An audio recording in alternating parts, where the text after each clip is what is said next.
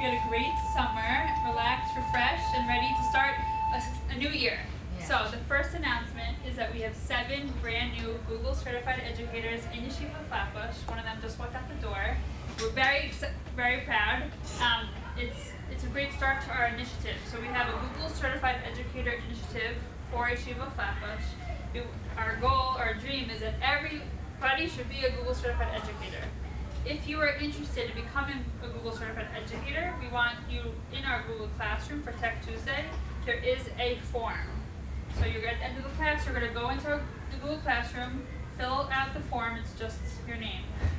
And we're going to get back to you, and we're going to put together a group, and we're going to get back to you of how we're going to help you become Google certified this school year. Okay? Just to explain what Google certified educator is. Google certified educator is incorporating technology into your pedagogy in your classroom and enhancing your lessons with technology. Google certified course is technically a 30-hour course. We did it this summer in our summer PD. We did a 6-hour intense boot camp. And the reason we were able to do the boot camp, those teachers already are using technology in their classroom, and they're already familiar with Google. So that's why they were able to do it in 6 hours. And then a lot of them the next day they sat and they took a 3-hour test. The Google test is 3 hours. I happen to love the test. It's very fun for me. It's first half is questions, like asking questions about pedagogy and technology and how you would use Google in your classroom and which app could you use for what activity. And then after that, it's all training. It's like modules. It tells you open Google Slides and do these 3 things. And then you have to do them in real life. And then you post it in Google Classroom. So that's why I think it's very fun. So we will help and support you. We're very excited for as many teachers as possible to become certified. And that's Google certification. Today's first tip of today. The tip of today is how to find something inside a Google app.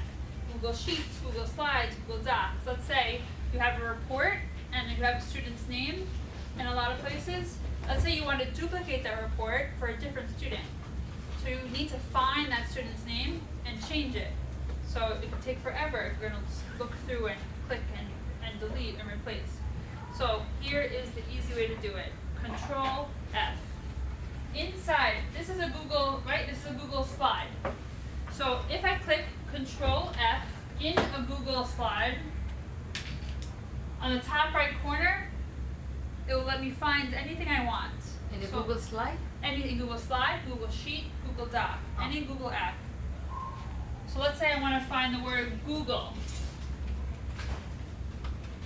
Here we go, for example, it finds it for me. Let's say I want to change Google to lowercase g. If I click on the 3 dots, it turns into Find Replace. So now I can change it, and I can replace this one, or I can replace all of them. Click on it, 0. Okay. This is kind of a search. Yeah, so it searches see how it searches your entire document and pulls all of that word that you're looking for. That's going to come in handy. I mean, there's so many times where I just had to find something in my document. I had to find, or in my spreadsheet, I had to locate one person's name or a word, and I would look through it forever. Control F. Find the You're shopping. I Okay. don't know where it was. So that's how you find and then find and replace. That also works inside Microsoft and on Apple device. Same thing. So Control F. On Apple, it's Windows F. I forgot. My friend just told me. I don't use Apple. Okay? Control F. So this is only for Google? All Google and Microsoft also. Ah. Yeah. Control F. So if we have it on the computer, we do Control F. Also in Word, right? Yeah. Also in Word. Okay.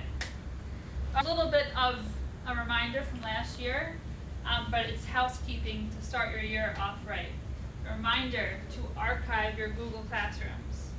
So that means that out with the old and with the new. How do we archive a classroom? So, when we are in our Google Classroom dashboard, this is our dashboard. let's say I want to archive my 6th grade computer class from last year. If I click on the 3 dots in the top right corner, I can archive it. Once it's archived, it's out of my dashboard, out of my way. But the good news is I can still use any of those assignments I made already last year. I can easily put them in this year's classroom. Let me show you how. You have to create a new classroom for this year? Yes. So we're going to archive the class. So let me go in order.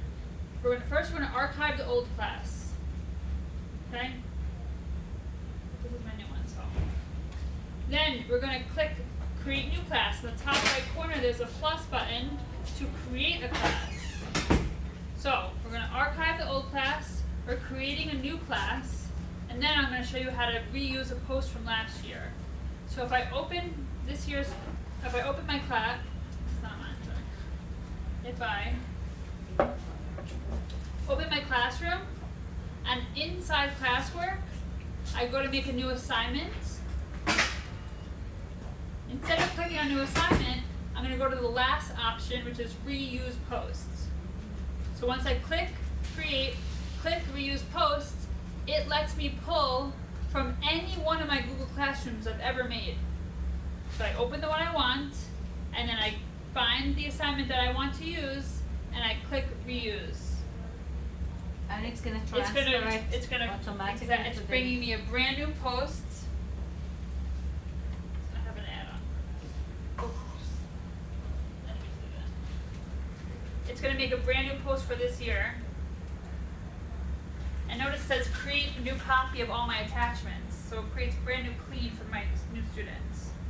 So I have here, as you can see, my question that I already made, and all my, anything I want, my, what's this word? My settings. Also, keep in mind that I can put it inside multiple classrooms at once. So if I have 4 fourth grade classes, I can check all of them off. And then I can click posts. Okay? Can you repeat? Just to review, that's how we archive Google Classroom, how to create a new Google Classroom for this year, and how to reuse a post. Any questions on how to archive? 3 dots. 3 dots. Archive. Okay. Any questions on how to create a new classroom? Yes. Create. Top right. Again. Okay. I'll do it right to that. There is a brand new feature inside Google Classroom this year that Google just launched over the summer, and it's a grade book.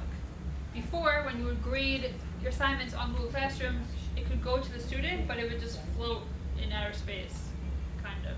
So now, anytime you grade an assignment or you give a Google form that grades automatically, it now enters itself into the grade book. You find the grade book. Their grade book. Your grade book. You're going to find the Google Classroom gradebook up top. Stream, classwork, people, and grades.